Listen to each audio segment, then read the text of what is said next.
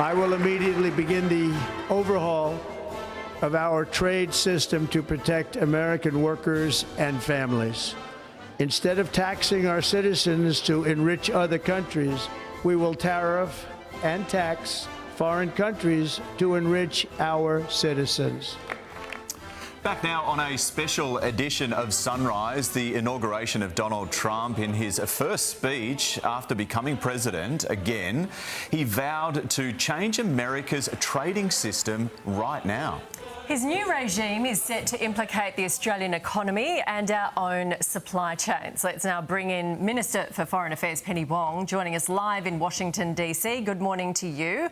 You were there this morning, and we understand this is a first for an Australian foreign minister. Is that right?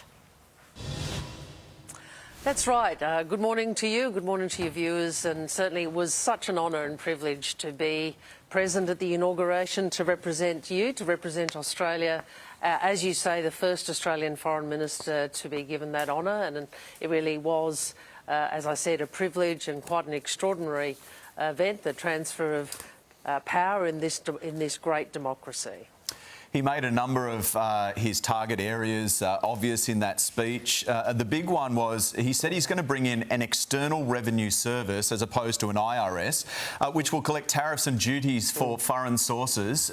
How do you think that will affect Australia? Will you need to deal with that?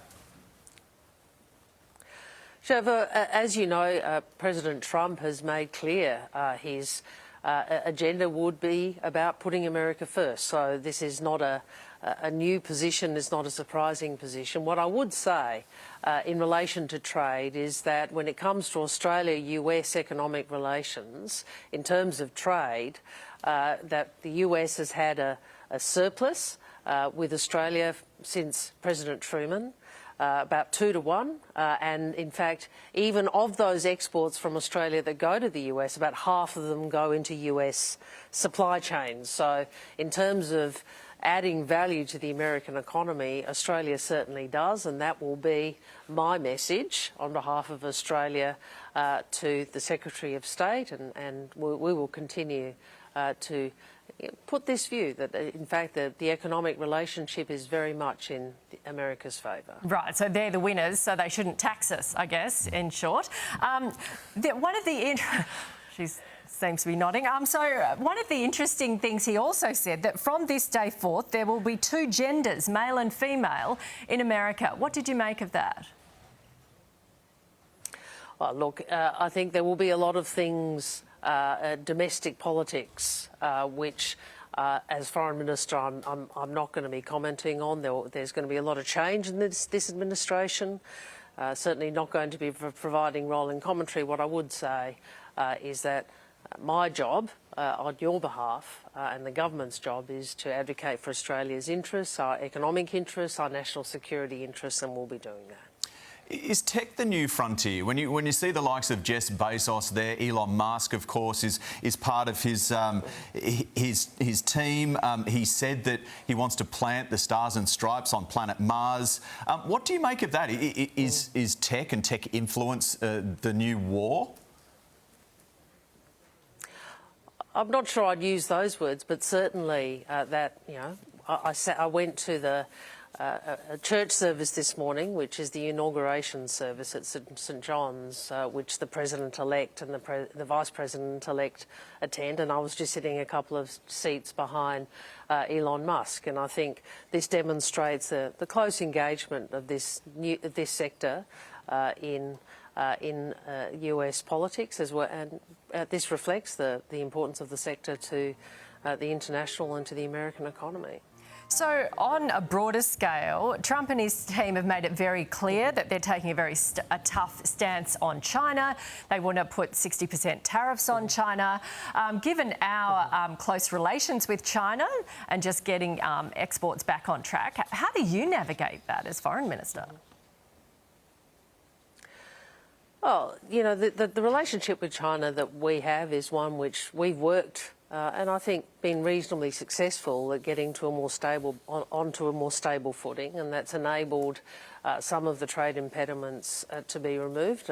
as you've heard me say, it doesn't mean we're not going to disagree on things. There are things we will disagree on and things where we are not going to shift position and China's not going to shift position, but we are going to continue engaging in our national interest.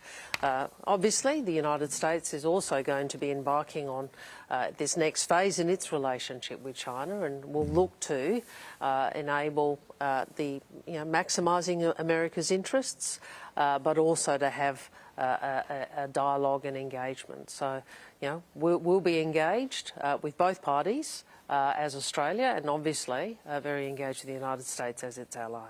He's also got an agenda in returning illegal immigrants back across the border. He's called it an emergency down there on the American-Mexico border. He is going to pull out all stops to make sure that they are returned and deported. How do you feel about that? I mean, we're a generous country. We accept a lot of immigrants. How do you feel about that approach? Look, these are matters of domestic policy that President Trump and his team have been very clear about throughout the campaign. And I'm not going to engage in, as I said to you, rolling commentary on these matters of domestic policy. What he said today is consistent with what he's been saying for a very long time. And just before we let you go, has Kevin Rudd had a chat to him yet? I understand Mr. Rudd, Ambassador Rudd did have an opportunity to chat with the then President-elect, and he was honoured to attend the inauguration with me today, and also to attend the various events associated with the inauguration. It's really quite an extraordinary event, and I again want to say my congratulations to President Trump and his team. This is a big day for them, but it's also a big day for the country and for the world. The changing of an American president is obviously a moment of real significance here and throughout the world. Do you think Kevin Rudd and Donald have repaired their relationship? Will you meet with the administration this week? Look, I had the opportunity to have a brief chat today to a number of incoming members of the administration, including the Secretary of the Treasury.